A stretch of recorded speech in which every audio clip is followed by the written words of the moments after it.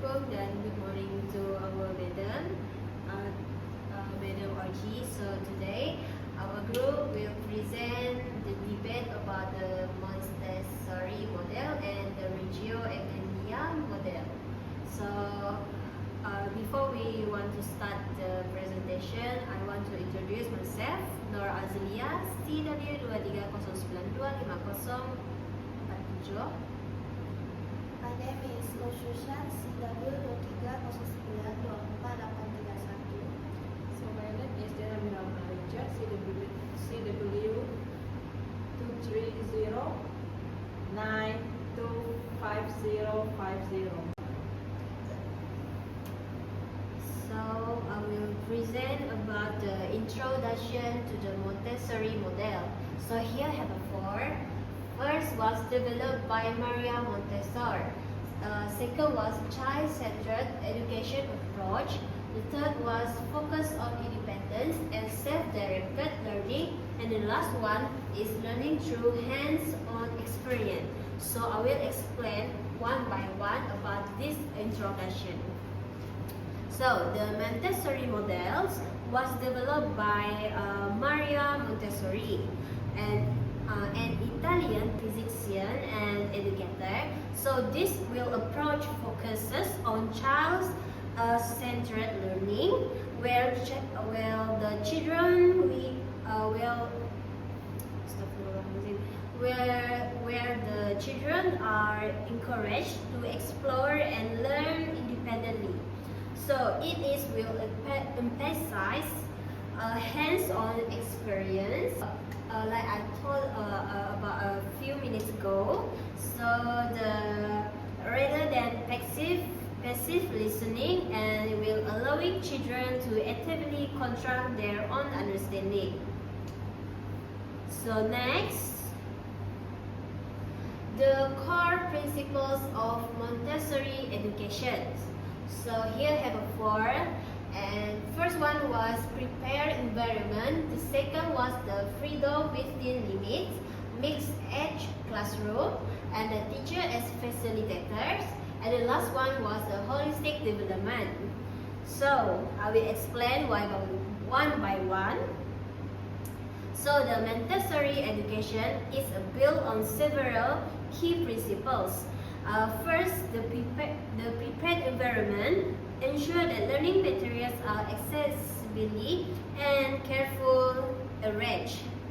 So the second one was the children are given freedom within limits, meaning they can choose activities responsible. And the classroom are mixed age to promote peer learning, and the teacher act as teachers act as facilitators rather than traditional instruction. Overall, the model supports holistic development, cognitive, social, emotional, and physical growth.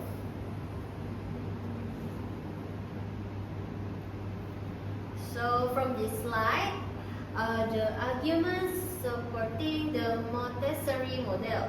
So encourage independence, and the Montessori model will build intrinsic motivation and respects individual learning paths. And the last one was promotes critical thinking. So I will explain. The supporters argue that the Montessori model encourages independence and self-discipline. So the children development intrinsic motivation because they're actively involved in choosing their tasks. So the model respects individual difference, allowing each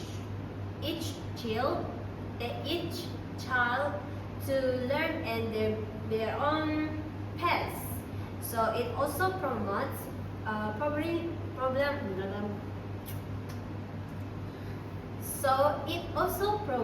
problem-solving skills and critical thinking through hand-on activities.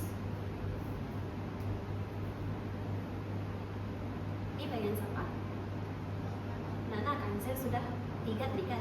Okay, so that's all from me. So this part will present by Diana Miranda. Thank you. Okay, next I will present about argument against the Montessori model. However, critics argue that the Montessori approach may lack structured academic instruction for some learners who need more direct guidance. It can also be costly due to specialized material and teaching training. Additionally, the limited use of traditional assessment may raise concern about measuring academic progress. Some children may struggle with a clear structural direction. Okay, for conclusion of the Montessori model is, in conclusion, the Montessori model is a progressive and child-centered educational philosophy that emphasizes independent and experiential learning. While it offers many benefits, its effectiveness depends on proper implementation, teaching training, and the needs of the learners. In a debate context, it is important to evaluate both its strength and limitation objectively. Okay, next, I would like to present why the Reggio Emilia approach was chosen as our debate topic. Okay. The Reggio Emilia approach is one of the most influential and thought-provoking models in early childhood education. It challenges traditional ideas about teaching, learning, and the role of the teacher, which makes it highly suitable for critical discussion.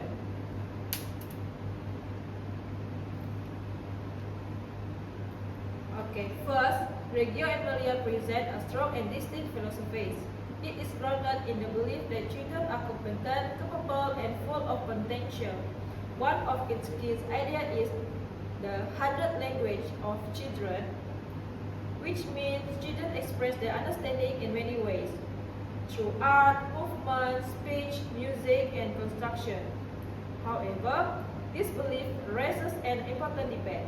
Do children learn best through open-ended exploration, or do they sometimes need more direct instruction from teachers?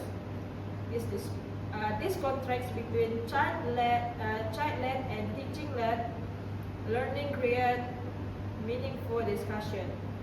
So next, I will pass it to Loshusha. And next, let's look at the key features that make Reggio Emilia ideal for debates. First, its philosophy is distinct. It views children as competent and capable, encouraging open-ended exploration. This raises questions such as whether children truly learn best through discovery or whether structured instruction is sometimes necessary. Second is the teacher's role is redefined. Teachers act as co-learners, facilitators, and researchers rather than just delivering knowledge. This raises debate points about whether all teachers can realistically take on this role, especially in large classrooms. The third one is the environment itself is considered the third teacher, with classroom designed to be engaging, filled with nature lakes, and meaningful displays of children's works. The presentation of learning through photos, transcript, and artwork is also central, supporting reflection and making learning visible. Some might argue, however, that this is too time-consuming in practice. Next, we go to relevance and challenge. Finally, the Reggio Emilia approach has cultural and contemporary relevance. While it originated in Italy and reflects specific cultural value, it promotes creativity, collaboration,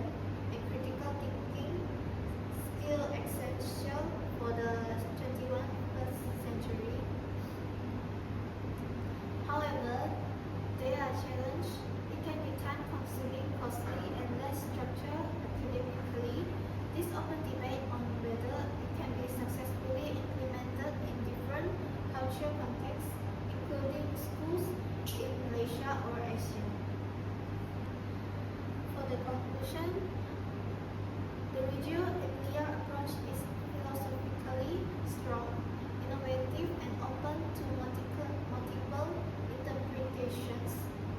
Its combinations of strength